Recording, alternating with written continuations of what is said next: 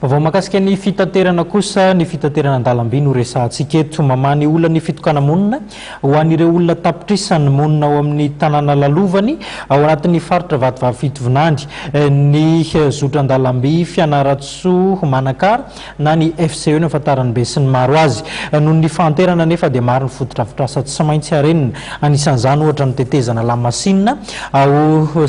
Asinaka ity tetezana ity izay efa antitra tokoa satria dia tany amin'ny taona 2010 sy 700 tany ho any no nanorenana izany. Mirefy 720 metatra ity tetezana fandalovan'ny lamasinina eto Sasinaka ity. Miterotero na ny amin'ny avy 30 metatra ambonin'ny tany ratazanina avy ety ambany.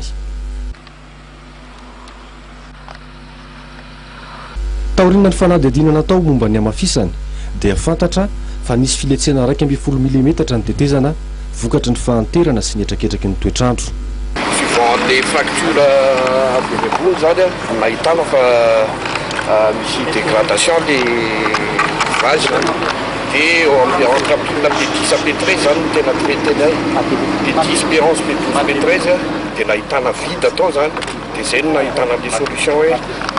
injectena zany le vide mba ho lasa monolithique les semelles zany zay zany traitement fa tamin'ny marché initial mantsy miova zany le marché satria souvent les reconnaissances complémentaires nataonay dia misy vide les ouvrages dia rehefa vide izy dia miova mihitsy zany le solution hoe injectena le vide suivant zay teneniko zay dia misy zany mitapitra dia nanomboka 15 septembre. Mitetina ray faingo fito tapitrisa euro ny volana tanterahana ny asa fanamafisana ny tetezana. Ny vondrona Européenne amin'ny alalan'ilay famatsimbola Fed andihan'ny 10 no mamatsy ny asa. Na eo aza ny fanamafisana ny fototry ny tetezana dia fantatra fa afaka mitoa tsara tsy misy aya ny fitaterana an-dalamby any amin'ny zotra Fianaratsoa Manakara.